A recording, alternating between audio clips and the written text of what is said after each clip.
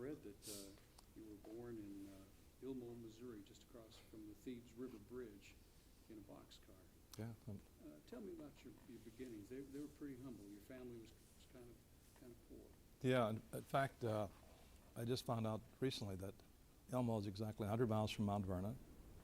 And as the crow flies, we could get into southern Illinois in about Edwardsville, I call southern Illinois, in about 2 hours, 2.5 hours.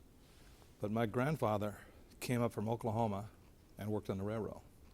And he was a straw boss on the railroad. So what he did, as he worked on the bedding for the railroad, they also got accommodations, a boxcar to live in. So there's a family of, I think it was 14 of us that shared the boxcar. And more recently, my father was telling me that they put 2 boxcars together end to end, and that accommodated, the families. And during the war years, of course, the older kids' sons went off to the military, and so my grandfather and grandmother kind of raised us as their surrogate children back in those days. What kind of values did they give you back then to set you on the right path? I get asked that a lot because as a corporate board member, I talk a lot about values and ethics and that kind of stuff, and you don't read that stuff and acquire it. It's kind of in you. You either have it or you don't have it. I think we talked about keeping life simple, and from being in that part of the world, people think pretty simply in southern Illinois and southern Missouri and these places, pretty simple, and we keep things simple. And I think the one value we talked about was we look at things for the longer term. Relationships are for long term, because you couldn't make it alone. The neighbor had to help. The person down the street farming had to help. So having this kind of attitude about working with other people and keeping things simple seems to be a constant in our family. It wasn't too long before your family moved to Edwardsville, and that's where you spent a lot of your younger life. I did. I like to recount that the book Tipping Point, they talk about the big breaks in your life. My big break came when that area flooded, and it was flooded every season because it was near the river. And my grandfather from Edwardsville came down and said, that's it. There's no schools around here I can count on. Load up everybody, all 14 of us, and got in the back of that truck and came to Edwardsville. And about what time did you determine or find out that you were good at sports? Well, the second big break occurred. I'm giving my speech tonight. Tell the group some of this. I was kind of an awkward, shy kid because we moved from that boxcar with all family into this world of all these people around and being asked a lot of questions and being made fun of quite a bit.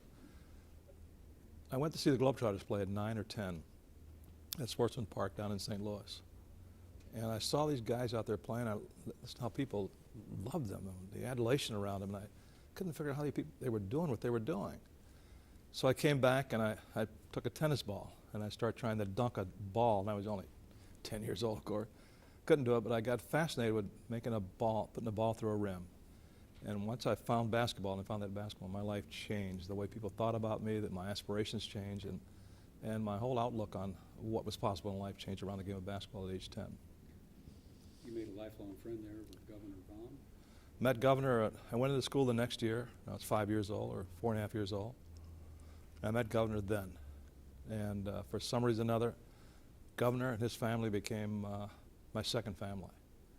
I tell people that I have a scrapbook at home that I looked at before I came on this trip of about 100 pages, and his mother kept a scrapbook. And she kept one for Governor and one for me. And she would just count on her for a meal, count on her for good words. She'd say, your tie's not straight, or get a haircut. And she was like the second family. And Governor and I grew up as almost as brothers. It's kind of amazing. You think it's 2 guys who spend that many years close together and go through so many things together. Well, we played high school ball together. Junior high school with the schools integrated. We marched over to the new integrated schools together.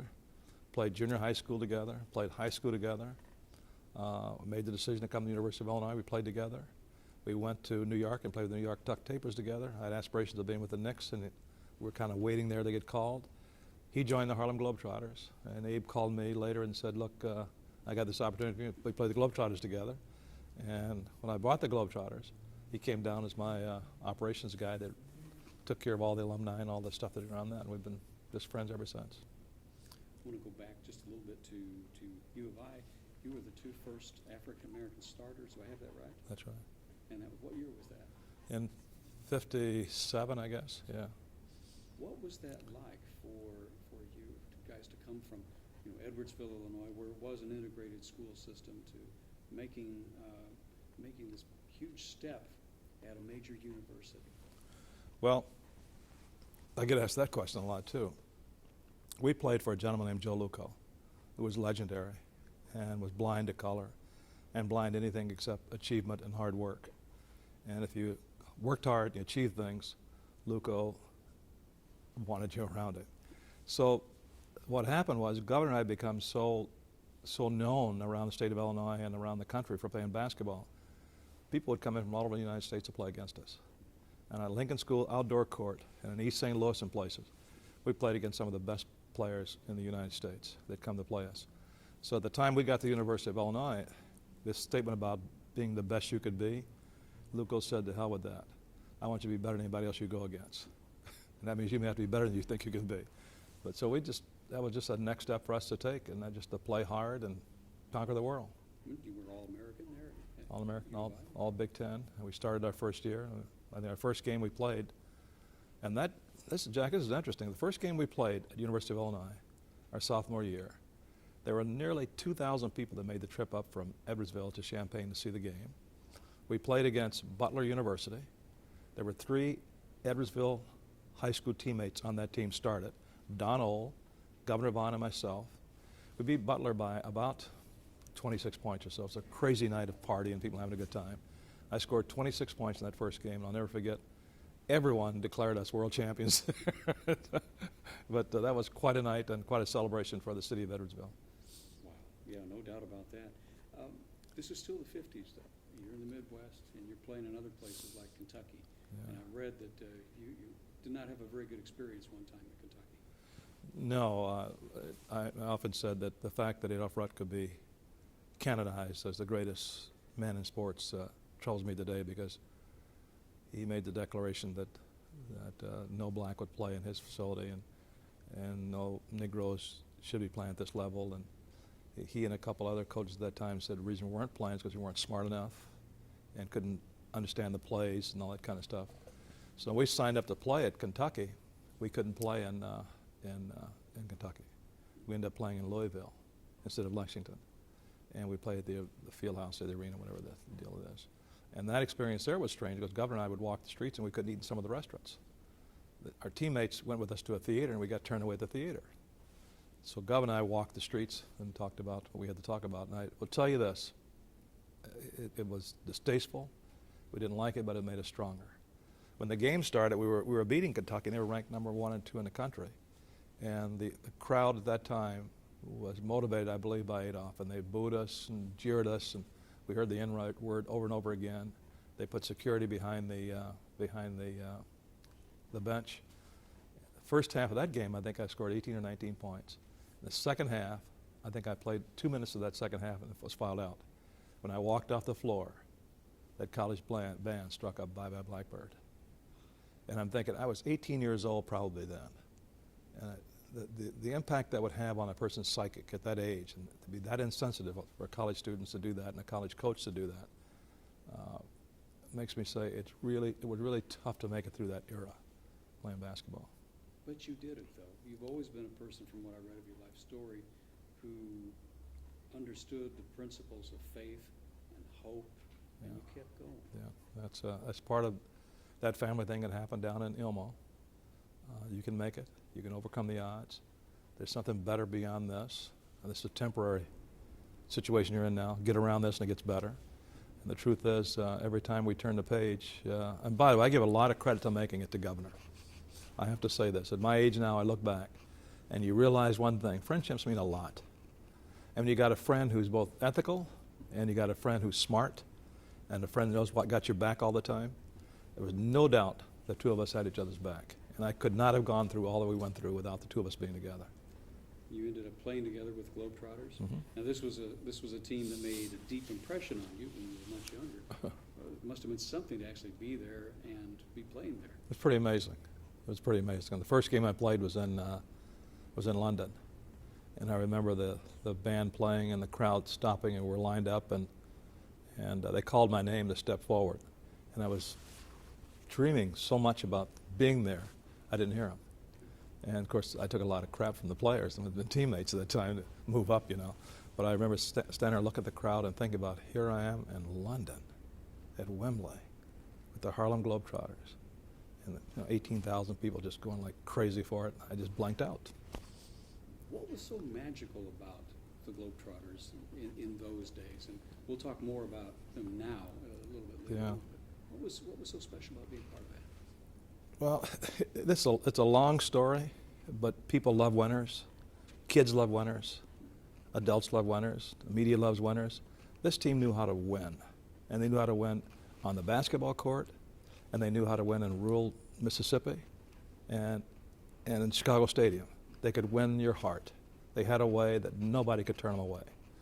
The team was so good at winning, and they beat the Lakers, the world champion Lakers, you know, twice here in Chicago Stadium, that they made 2 feature films about that organization. So around the world, people came out to see the Harlem Globetrotters as movie stars, great athletes and movie stars. So that kind of celebrity preceded every stop that we made, but when they saw us, this doggone owner, Abe Saperstein, made sure the team never disappointed. We played at a high level, and he made sure we behaved at a high level. You said a little bit before we started rolling tape that when you would play in Southern Illinois and back in the area where you grew up, that it was a huge deal when the Globetrotters came to town. Bands would play, everything would happen. Yeah, people would turn out. In fact, people would say things like it's like Santa Claus, like Christmas. Santa Claus comes around once a year, and we know in February or March the Globetrotters are coming back. And the brand is so powerful, and brands are built on trust, and brands are built on the promise of something happening. And most people overpromise and underdeliver, and most companies do, and most brands do.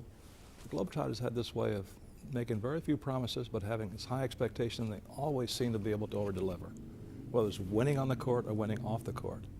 And they made the kind of money that other teams would dream about. They had the kind of adulation and love for them that few entertainers or artists even knew about in those days. Abe Saperstein was the founder and probably the #1 promoter of all time. And he had a great hand for quality. He knew it would take to make that team great, and he stuck by those numbers and by that requirement all the time.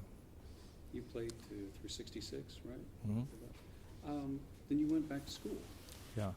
Went for a master's degree, was it in business and marketing? Actually, when I stopped playing basketball, it occurred to me that this obsession I had with basketball had caused me to not pay attention to academics. And I knew that to be in business the way I wanted to be, I had to get really good and current academically. And we graduated easily because we worked at it. So we were there to do the graduate. So when I got back into school, I went to Wharton.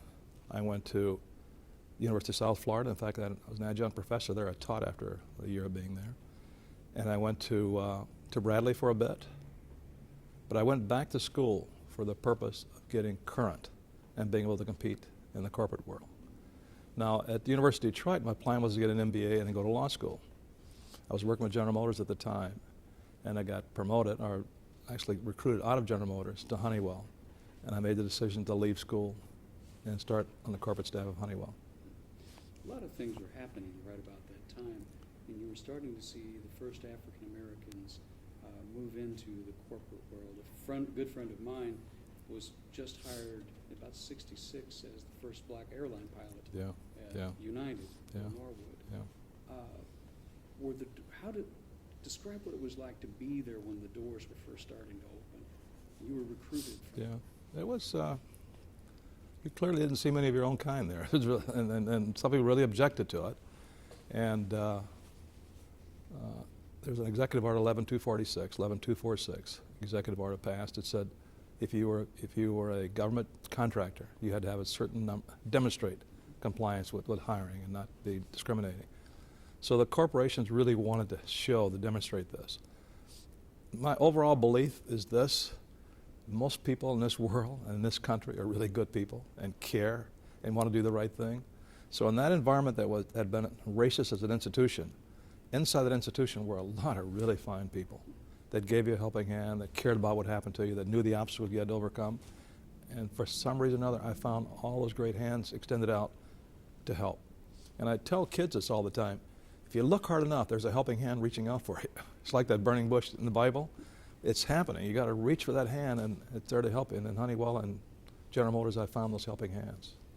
You held a lot of different positions at Honeywell. You were a factory manager, you worked in marketing, strategic planning. How did you advance up the corporate ladder there? Well, the attraction to Honeywell for me was the opportunity to do a lot of different things in a lot of different industries. And when I got there, I was so fascinated by the progress that I could make and the learning that was taking place. I took advantage of every promotion, every experience that was available. And I seldom went any place that I didn't meet a friend or have an accomplishment in another department, another area, and I wanted to find out where I was best. And I guess you could say I wasn't any good at any damn thing because I kept trying new things, but I ended up being a general manager because I enjoyed every experience I had. I enjoyed all the people I worked with. I learned so much. Even I had battles of racism and discrimination. That was just another obstacle to overcome. And the reward for that was I got to be general manager. One of the things that you did along the way was to found the Executive Leadership Council for African Americans, executives. You obviously understood the value of networking, of the relationships, of contacts. How did you work that out or start to grow that in this culture? Yeah, I didn't start that organization. It was one of the first 4 or 5. There was a gentleman, Al Martins from Xerox, Barry Rand from Xerox, and Jim Kaiser from, I forgot those companies what. But there were 4 or 5 that got together and said, we've done well, we figured out the formula, and we called it the blueprint for success. Somehow or another, we got the gift of this formula for how to navigate our way through the corridors of corporate America. Let's share this with some other people. So we said, let's pull together the top 100 or top 50 blacks in corporations and be the underground that helps them understand how to work through this. We couldn't find a lot of blacks, A, that were doing well enough to qualify for that criteria, or B, that had the courage to tell their bosses that they were going someplace to meet with other black folks. But as we got more successful, the numbers grew, and we began to talk about being better in their corporations, learning how to network, learning how to study, learning how to advance. Here's the mistakes we made. Then what happened was we began to get more and more people in because this small group was going back telling others about how helpful it was. We invited CEOs in to come listen to our discussion so they wouldn't be threatened by it. That helped. What we found out, though, is that we still hadn't broken the barrier to being leaders, to be general managers and leaders and being on boards of directors. And the big barrier was we still didn't own our own companies. So we spent some time talking about those 3 things. How did you grow it to where it is today? How did you make, as you say, there were some things that weren't happening. You weren't running your own companies. You weren't in those highly visible positions. Yeah. How did you keep advancing the cause? I think we continued to teach and show by example. And we had the seminars that allowed us to share our experience. Because when you're in a corporation as an African American, you're the only one there, and you're pretty insulated. And this gave the African American professional a chance to be around other African American professionals. And they talked about the mistakes they had made, successes they had had. And that helped to give everyone confidence when they went back. There's somebody who's been through this before. As importantly, though, when I wanted to sell a contract to Xerox, and it was a big contract, I'd get on the phone and call Al Martins. I'd say, Al, tell me who the decision makers are really inside of Xerox, who would help me. And he'd pinpoint, try here or go there. It would take the normal salesperson or vice president weeks or months to know how that would work out. Now, the flip side of that is when they came into Honeywell, I gave the same kind of help. But we learned to network in a way that benefited the individuals, and frankly, in the long haul, it benefited the corporations. So eventually, the companies would realize this is a good thing for us. It was a good thing. If It's a he's good got thing. an in. It's a good. It was a good thing. It was absolutely nothing but a good thing. Retention was higher. The attitude of the black executive was better. Their progression through the corporations were better, and their aspirations tend to get in line with the company and growing as professionals. How about reaching back down toward the colleges, the business schools to recruit the best people, the best young people? Well, part of the lesson learned there was models put forth by companies like Xerox and companies like Corning. They were part of it, and American Express and others, was that the real feeder system is what counts. Finding the right students and profiling the students in the right way. So we became pretty good at helping departments figure out who'd be the best bet. Again, it is a business. It wasn't a social organization, so we got that really clear. These companies are in business to make money. They must have the best. These are the Boston Celtics. They're not an amateur team trying to make it, and it's not giving gifts out. So you help them recruit the best talent you can find. And that helped a lot to sort out who was real and who wasn't coming into the ranks. When did you retire from Honeywell? I left Honeywell in 1992, 93. Okay. And I left because, while I intended to run the Globetrotters and still continue with Honeywell, the team got too big and too popular and too much publicity around it, and I respectfully had to resign, had to retire. The Globetrotters had fallen, that golden brand had fallen on some really hard times by then. Yeah, in fact, Jack, what happened was I'd been doing acquisitions and mergers for Honeywell. I'd built a couple ventures, and so I met a lot of banking people who were doing workout work for companies that had gone under. And I got this call one day from a friend who was in the banking business, said, look, take a look at something. They got the Harlem Globetrotters here. They're going into bankruptcy. And I said, I don't have any interest in being involved in basketball in this way. I at one time wanted an NBA team, but I took a look at the property, and I knew something about branding back in those days. I think it was Kidder Peabody or somebody had the team on the market for $44 million. Zero assets, no inventory, nothing, just the name Harlem Globetrotters. And I said, well, if nobody buys this thing, it'd be a shame to see that great institution disappear completely. So I sat down with my then chairman, Mike Bunn, Signori of Honeywell, who I worked for. I said, look, I'm busy, but I can take on a social cause. I'd like to be able to restore the Harlem Globetrotters to a level where people can remember it. I'll do a book. I'll try to get a movie done. I'll probably open some retail so people can buy the souvenirs about the Globetrotters, mainly to tell the story of how great this institution was at one time.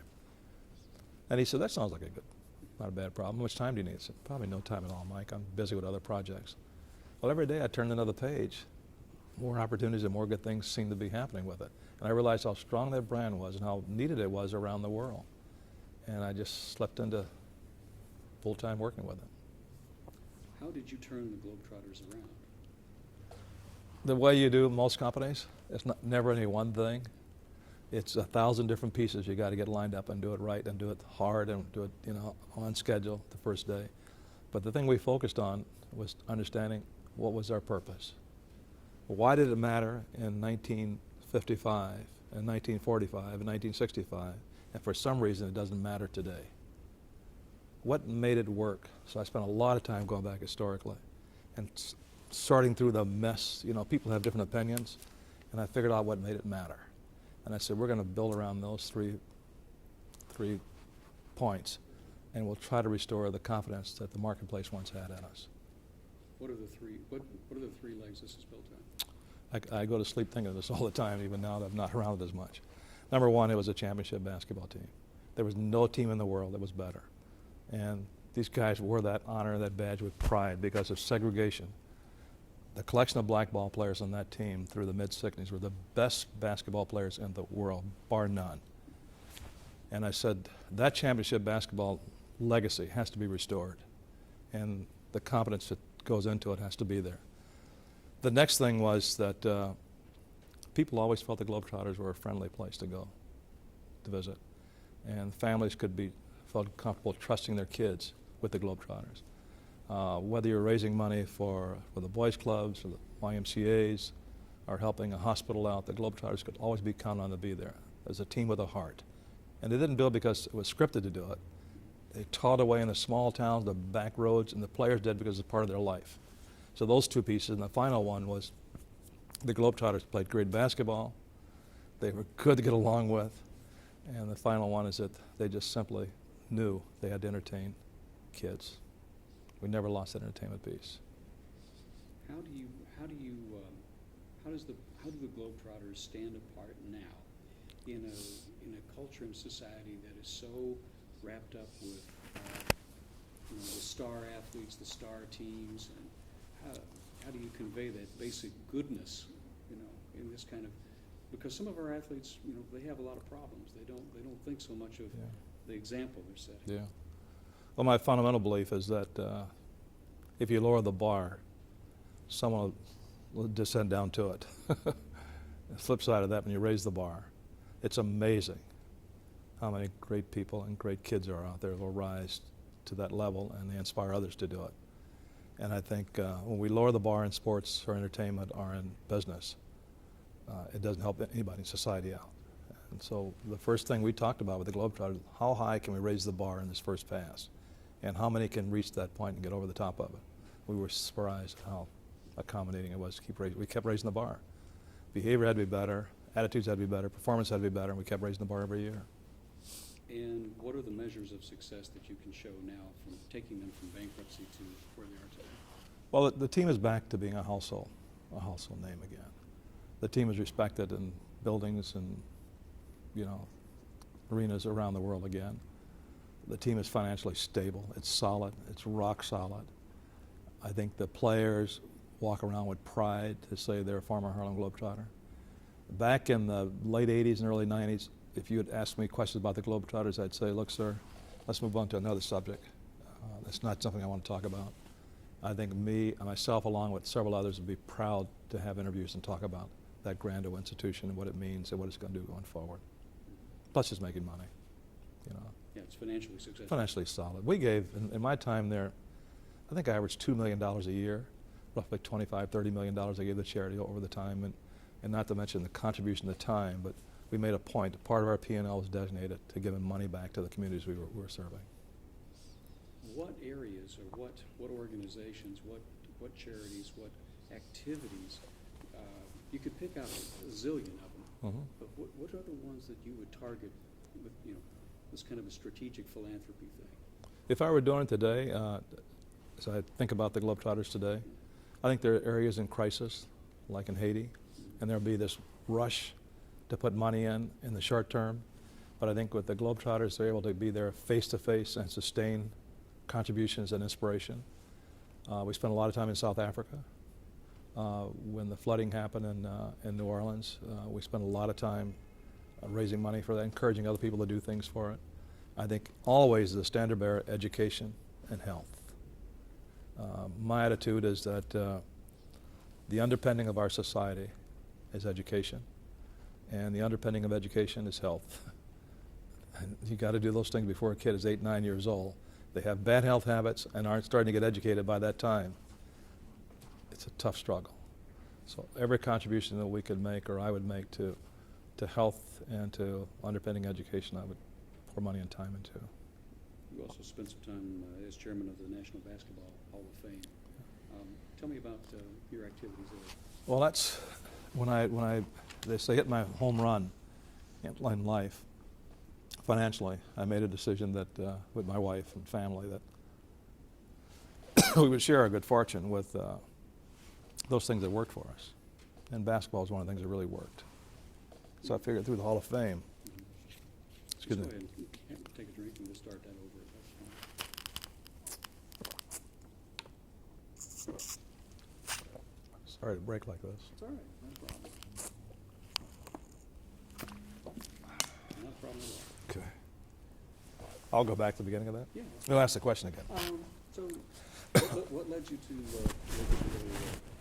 the National Basketball Hall of Fame? I think his microphone is underneath. Oh, yep. Got it? It's all right. We'll get it. There we go. Okay, thank you. I have a tendency to step on mine and pull them right off. As you were saying, you were at a position where you could do something different, and you had probably a lot of different opportunities. Why did this one stand out as something that you wanted to do? Yeah. My family, we talked about the things that have been important in my life. Excuse me. Actually, basketball had been one of the driving forces, and it meant so much to me and people around me.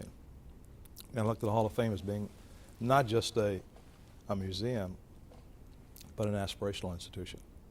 It's something that if you were a kid in St. Louis, Missouri, or in East St. Louis, you can aspire to that recognition at the Hall of Fame.